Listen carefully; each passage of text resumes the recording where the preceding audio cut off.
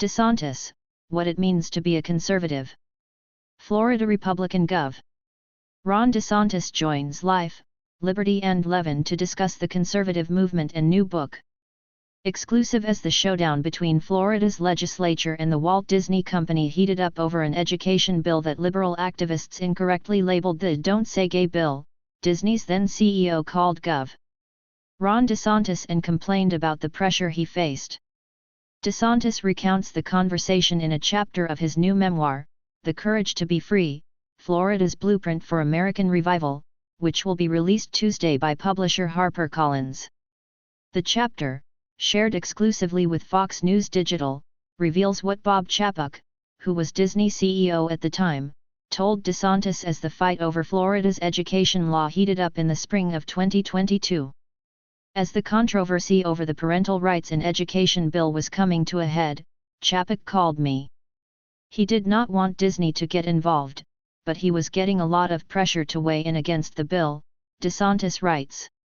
We get pressured all the time, Chapek told DeSantis, according to the governor's book. But this time is different. I haven't seen anything like this before. Corporate Kingdom, DeSantis-backed plan to take control of Disney's land announced.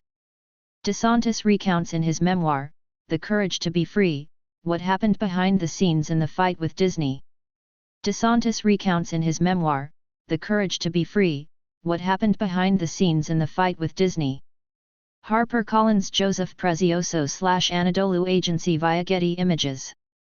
Chapek told shareholders that he had called DeSantis on March 9 to urge him not to sign the bill, which restricts schools from teaching gender and sexuality to children in kindergarten through third grade. Activists nicknamed it the Don't Say Gay bill despite the legislation not using those terms. I called Gov. DeSantis this morning to express our disappointment and concern that if the legislation becomes law, it could be used to unfairly target gay, lesbian, non-binary and transgender kids and families, Chapek said, according to Fox 35 Orlando.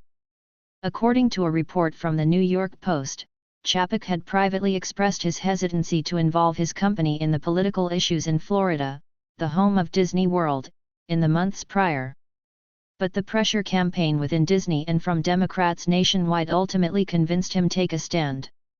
DeSantis racks up wins while Trump, potential 2024 opponents take swipes at Florida governor. DeSantis, however, issued a warning, if Disney got involved with the legislation, people like me will say, gee, how come Disney has never said anything about China, where they make a fortune?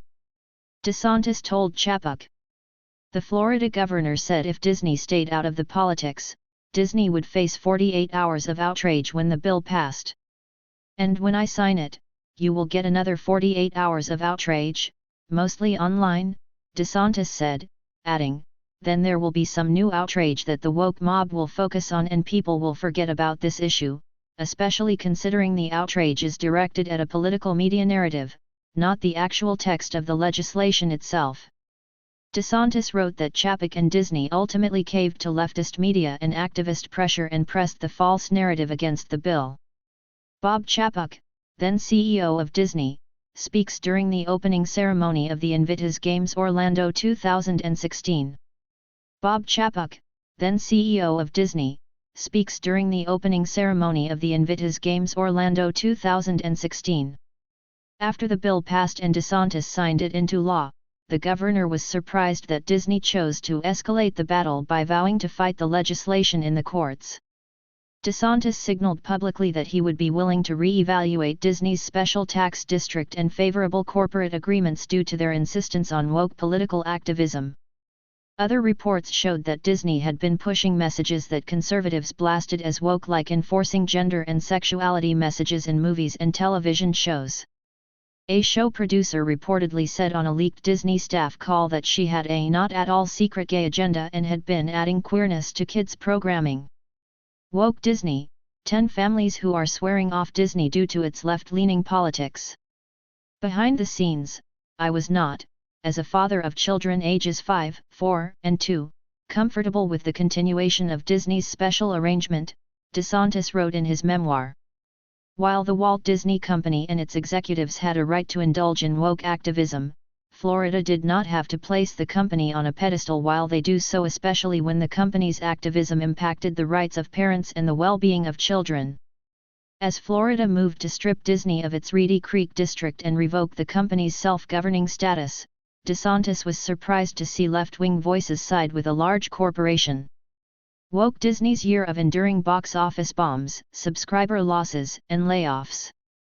Even though Democrats often rail about the nefarious power exerted over politics by large corporations, and supposedly oppose special carve-outs for big companies, they all dutifully lined up in support of keeping Disney's special self-governing status, he wrote. Ron DeSantis cruised to re-election on November 8. Ron DeSantis cruised to re-election on November 8. Chapek left Disney late in 2022, replaced by his predecessor, Bob Iger, who first left Disney in 2020.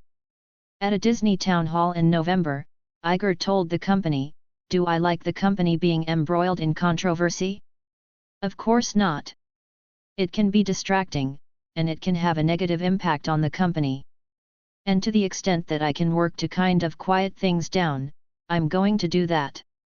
The lesson of the Disney saga, according to DeSantis, is that in an environment of woke capital where large companies employ their influence to advance left-wing political agendas, old guard corporate republicanism is not up to the task at hand. DeSantis' book aims to showcase his governing thesis that fighting for conservative principles paid off for Florida and could benefit other states and even the whole country. As a rumored 2024 presidential hopeful, DeSantis has led former President Donald Trump in a few early primary polls. He has not announced whether he will run.